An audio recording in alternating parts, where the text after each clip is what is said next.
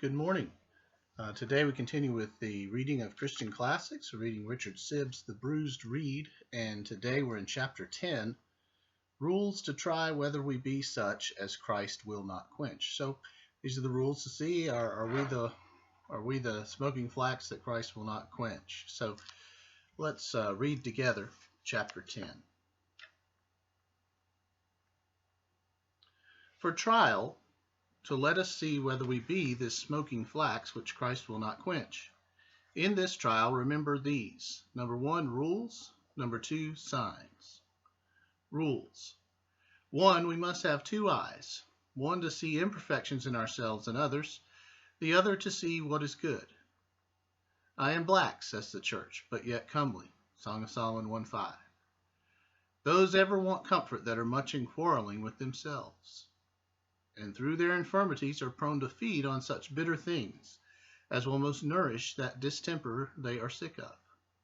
These delight to be looking on the dark side of the cloud only. Rule 2. We must not judge of ourselves always according to present feeling, for in temptations we shall see nothing but smoke of distrustful thoughts. Fire may be raked up in the ashes, though not seen. Life in the winter is hid in the root. 3. Take heed of false reasoning. As because our fire doth not blaze out as others, therefore we have no fire at all. And by false conclusions come to sin against the commandment in bearing false witness against ourselves. The prodigal would not say he was no son, but that he was not worthy to be called a son. Luke 15:19. We must neither trust to false evidence nor deny true. For so we should dishonor the work of God's Spirit in us and lose the help of that evidence which would cherish our love to Christ and arm us against Satan's discouragements. Some are so faulty this way as if they had been hired by Satan, the accuser of the brethren, Revelation 12:10, to plead for him in accusing themselves. Rule 4. Know for a ground of this that in the covenant of grace God requires the truth of grace, not any certain measure, and a spark of fire is fire, as well as the whole element. Therefore we must look to grace in the spark as well as in the flame. All have not the like strong, yet the like precious faith. 2 Peter 1:1, whereby they lay hold and put on the perfect righteousness of Christ. A weak hand may receive a rich jewel. A few grapes will show that the plant is a vine and not a thorn. It is one thing to be wanting in grace and another thing to want grace altogether. God knows that we have nothing of ourselves. Therefore, in the covenant of grace, he requires no more than he gives. And he gives what he requires, and he accepts what he gives. He that hath not a lamb may bring a pair of turtle doves. Leviticus 12:6.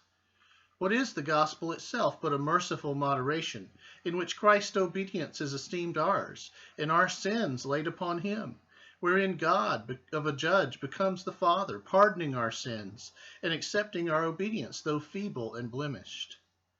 We are now brought to heaven under the covenant of grace by a way of love and mercy. It will prove a special help to know distinctly the difference between the covenant of works and the covenant of grace, between Moses and Christ. Moses without all mercy breaketh all bruised reeds, and quencheth all smoking flax. For the law requireth personal, perpetual, perfect obedience, and from a perfect heart, and that under a most terrible curse, and gives no strength. A severe taskmaster, like Pharaoh, requiring the whole tale, and yet giving no straw.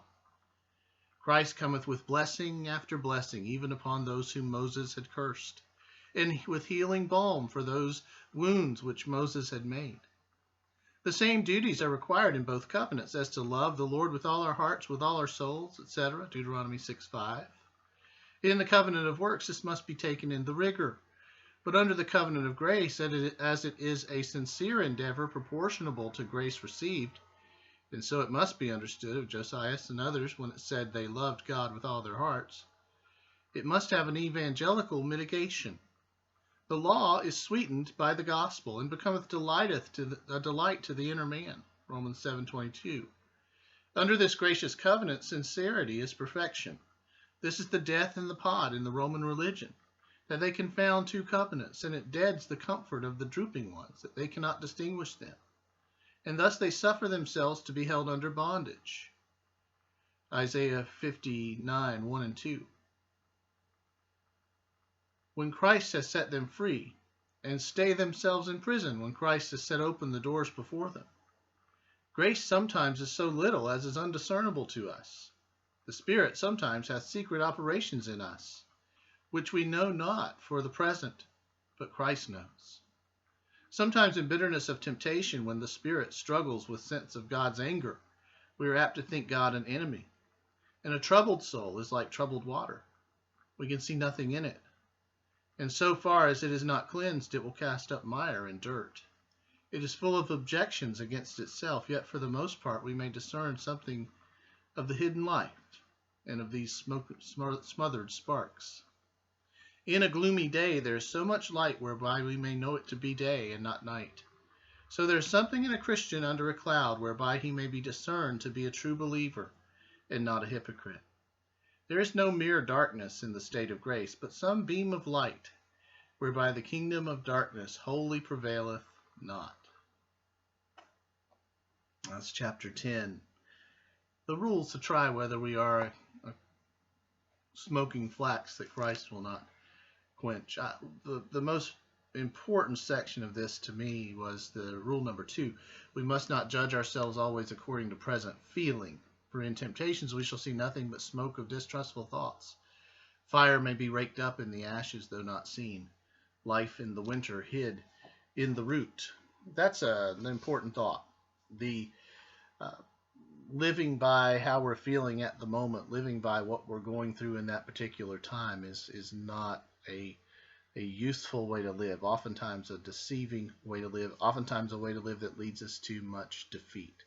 If we focus just on that moment and on our present feelings, very often we will end up just spiraling downward into sin or into despondency or into some other dark cloud of the soul that will just render us weak and not very useful in God's hands and not very joyful in our walk with God.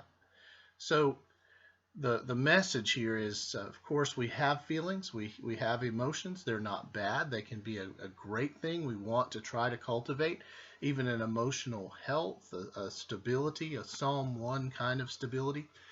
But we don't base our hope on how we feel. We base our hope on what Christ has done. And what he has done is, as Sibbes explained here, he has taken our place. He has given us his perfect righteousness, and he has borne our wholly sinful selves. God's wrath has been poured on him instead of on us. He is our substitute through his death on the cross, and his righteousness is counted toward us. So God's view of us is based on Christ and what he has done. When we trust in who Jesus is and trust in his life and death for us, we get the benefits of his righteous life and the benefits of his saving death. That's the gospel. That's the joy of the gospel. That's the heart of the gospel. The gospel is good news because my efforts, my abilities, my sincerity, my doings are not the focus. The work of Christ is the focus. And that's why it's good news, because his work is a perfect work. Hope you all have a great day thinking about that good news.